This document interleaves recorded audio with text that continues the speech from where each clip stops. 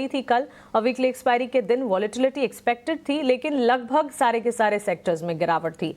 FIIs हम देख रहे हैं लगातार खरीदारी के आंकड़े छोटे ही सही, लेकिन तीसरे दिन खरीदारी का आंकड़ा हमारे पास एफआईआईज की तरफ से कैश मार्केट में 935 करोड़ का। गुड मॉर्निंग अभिषेक। डीआईएस तो लगभग 23-24 सेशन से भारतीय बाजार को संभाल रहे हैं, सपोर्ट कर रहे हैं, लेकिन एफआईआईज भी अब खरीदारी के आंकड़े दिखा रहे हैं। वैसे देखा जाए तो 17 जून से लेकर अब तक करीब 2000 करोड़ की ही खरीदारी, लेकिन लॉन्ग शॉर्ट रेशियो में भी बेहतरी के संकेत हैं। बिल्कुल मानसी, बेहतरी के संकेत आ रहे हैं। और देखिए कल के सत्र में अच्छी चीज़ ये हुई कि एफआईआईज की अगर आप या फिर पूरे संस्थागत निवेशकों की आप पोजीशन देखेंगे तो कैश हो, फ्यूचर्स हो, ऑप्शंस हो, हर तरफ बाइंग हुई है। कैश में 935 करोड़ की बाइंग थी, तो स्टॉक फ्यूचर भी 400 करोड़ रुपए के खरीदे हैं। तो नेट ये बाइंग के फिगर हैं। मतलब ये क्वांटम थोड़ा छोटा ज़रूर दिखेगा, लेकिन ये है कि कॉन्फिडेंस के लिहाज से आप इसको इंपॉर्टेंट मान के चल सकते हैं। अच्छी चीज़ ये हुई कि जो लॉन्ग होल्डिंग है ना, कल उसमें करीब करीब 2% के आसपास का एक दिन में उछाल आया है। परसों हम देख रहे थे कि लॉन्ग होल्डिंग 20.5% के आसपास की थी और वो कल बढ़ के हो गई है 22.25% के भी ऊपर। शॉर्ट्स हैं 77.66% पर, तो ये बढ़ रहे हैं। हालांकि हमने पिछले दिनों देखा था कि 22% के आसपास तक लॉन्ग होल्डिंग गई, फिर वहां से रिवर्स हो गई। ये सस्टेन करनी पड़ेगी मानसी। ये सस्टेन अगर हो जाएगी और एफआईआईज का पार्टिसिपेंट बाजार में अगर आ जाएगा तो जो डाउनसाइड के जो रिस्क है ना, वो काफी ज्यादा वो प्रोटेक्टेड हो जाएंगे यहां से। तो देखते हैं क्या होता है। जो शॉर्ट कॉन्ट्रैक्ट्स है उसमें लगातार कमी आई है। कल जो शॉर्ट कॉन्ट्रैक्ट्स हैं वो करीब करीब 97,000 के आसपास के ओपन इंटरेस्ट हैं शॉर्ट में, तो बेहतरी आ रही है। एफआईआईज के अगर हम डीआईएस के अगर हम लॉन्ग की बात करें तो 66% लॉन्ग है, तो डीआईएस की तरफ से तो कोई दिक्कत ही नहीं। 23 सत्र की लगातार बाइंग होगी, लेकिन डीआईएस की जो क्वांटम है धीरे धीरे करके वो भी कम हो रहा है। आप ध्यान दीजिए, 606 करोड़ रुपए की बाइंग हुई है कल, उसके पहले 1000 करोड़ की, उसके पहले 8000 करोड़ रुपए की बाइंग थी, तो ये थोड़ी सी कम हो रही है। तो डीआईएस ने पैसे तो लगाए हैं, लेकिन तनाव ये है कि जो शरद कह रहे थे ना कि क्या हमें अब 2 हफ्ते और झेलना पड़ेगा, ये मतलब मेन जो चीज़ है ये है कि डोनाल्ड ट्रंप की तरफ से स्टेटमेंट तो आ गया है व्हाइट हाउस के हवाले से कि ईरान पर 2 हफ्ते में फैसला हो जाएगा, और इस पर ईरान पर दबाव बनाने की कोशिश है उनके यूरेनियम एनरिचमेंट प्रोग्राम को लेकर, उनके न्यूक्लियर वेपन्स को लेकर। देखते हैं कि क्या होता है। ना तो खामेनेई झुकने के मूड में है, ना ही उधर बेंजामिन नेतान्याहू की तरफ से कोई स्टेटमेंट ऐसा आ रहा है कि नहीं डीएस्केलेट किया जाए। ईरान इजराइल ने हमले किया तो ईरान भी मतलब पूरी क्षमता के साथ पलटवार कर रहा है, और इजराइल के तमाम शहरों को, तेल अवीव तो खैर प्रमुख है ही, बाकी भी और कई सारे शहर उनके प्रमुख हैं, उनको निशाना बना रहा है। तो ये जंग यहाँ से बढ़ सकती है, इसकी पूरी आशंका है। और ये ट्रंप ने ना 15 दिन का टाइम दे के हो सकता है कि गोगली भी फेंका हो, मे बी कि आप प्रिपेयर कीजिए कि हाँ 15 दिन में आगे कुछ होगा, हो सके ट्रंप ओवरनाइट या 1-2 दिन में कुछ कर दें। तो अनिश्चितता का माहौल बना हुआ है, और आज शुक्रवार का दिन है। अब होना यही चाहिए कि पोजीशन को ना बिल्कुल लाइट रखिए। अगले हफ्ते तो वैसे भी हम चले जाएंगे मंथली एक्सपायरी वाले हफ्ते में। बाजार एक नैरो रेंज में है, रेंज से निकल नहीं पा रहा है, कहानी यही है, निफ्टी हो या निफ्टी बैंक हो। बट यह है कि नियर टर्म में देख रहे हैं तो 24,700 निफ्टी के लिए एक सपोर्ट के तौर पर काम कर रहा है।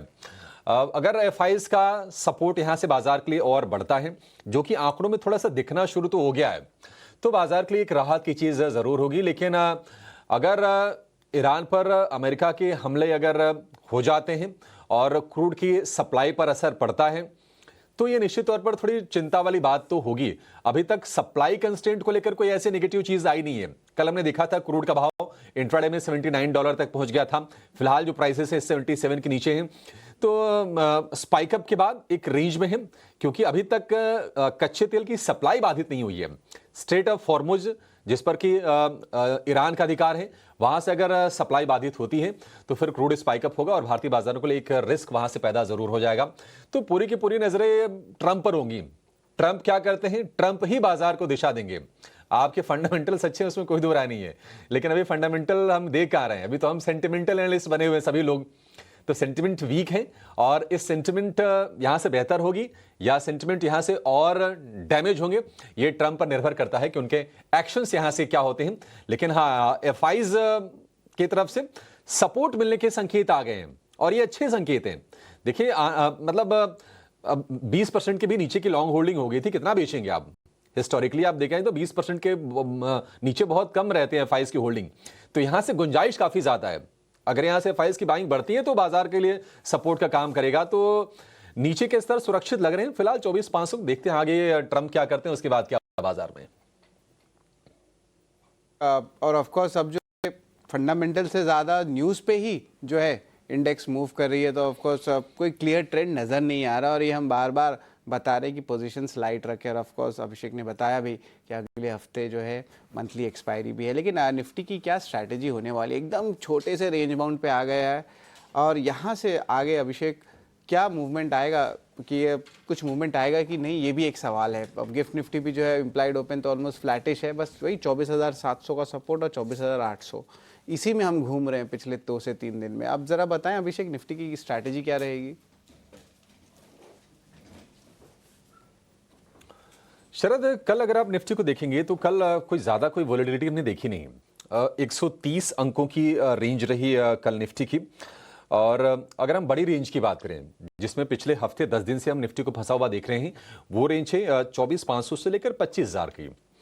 अब इस रेंज के 25,000 के ऊपर जाने पर बाजार मान लीजिए 100 पॉइंट और ऊपर निकल के टिक गया, यानी 25,100, तो आप बाजार में तेजी की उम्मीद करके चलिए।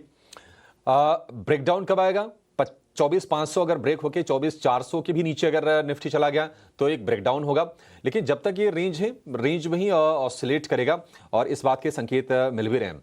अब ये ट्रंप ही डिसाइड करेंगे कि बाजार ऊपर की तरफ के रेंज को ब्रेक करेगा या फिर नीचे की तरफ के सपोर्ट्स को ब्रेक करेगा।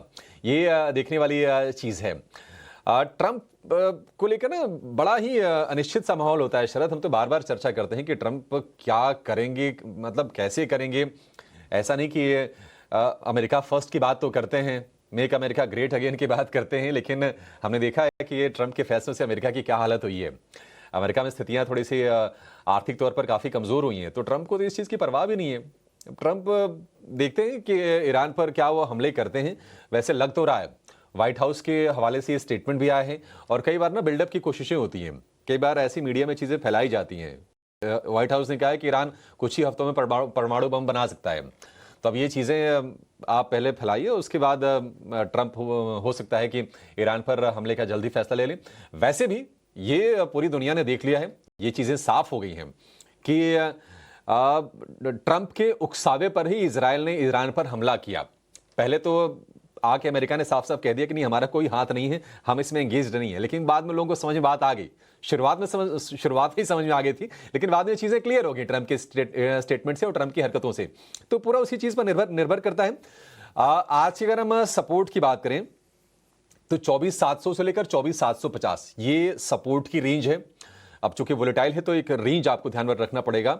और अगर हम रेजिस्टेंस जोन की बात करें तो 24,900 से लेकर 24,950 ये रेजिस्टेंस जोन है आज के लिए फिलहाल। और बाजार में जो दोनों तरफ ट्रेड के मौके बन रहे हैं वो मौके बने रहने की संभावना है।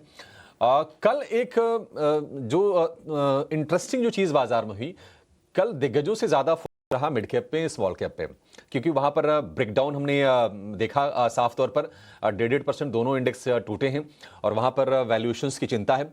तो मे भी हो सकता है कि ये ट्रेंड थोड़ा सा ना कंटिन्यू और रहे। पिछले अगर आप एक हफ्ते की अगर आप ट्रेंड को देखेंगे मिड कैप स्मॉल कैप में, तो 4 से 5% के आसपास तक की गिरावट आ सकती है। तो वो थोड़ी सी चर्निंग वहां पर मे भी हो सकती है, थोड़ा सा दिग्गजों की तरफ वो पैसा जाए, मे भी ऐसी संभावना बनी है। लेकिन अब यह है कि आज हफ्ते का आखिरी कारोबारी सत्र है और अगले 2 दिन में क्या होगा, अमेरिका क्या करेगा, ईरान इजराइल के बीच में संघर्ष किस ओर जाएगा, इसको लेकर आप कुछ कह नहीं सकते। तो बेहतर यह है कि या तो आप इंडेक्स से दूर रहिए या फिर पोजीशन को बिल्कुल लाइट रखिए। दूसरी चीज, ओवरनाइट पोजीशन रखना बहुत ही रिस्की है। तेजी का या मंदी का दोनों आप प्रेडिक्ट नहीं कर सकते कि अच्छा यहां से चीजें बेहतर हो जाएंगी और या यहां से और खराब हो जाएंगी। तो बेहतर है कि नहीं, आज जो इंट्राडे में जो ट्रेड के मौके बन रहे हैं उन ट्रेड के मौकों पर आप काम कीजिए और सोमवार को छोड़ दीजिए। अब अगले हफ्ते देखा जाएगा। तो ओवरनाइट पोजीशन रखने में बहुत रिस्की है। एक रेंज का बाजार है और इंडेक्स में जो खतरों के खिलाड़ी हैं ना, जिनको मतलब जिनका पेशेंस अलाउ करता है, जिनका कंफर्ट अलाउ करता है, वो ट्रेड करें। अदरवाइज जो सामान्य जो ट्रेडर हैं उनके लिए तो सलाह ये होगी कि नहीं, दूर रहें तो अभी निफ्टी से बेहतर है शरद।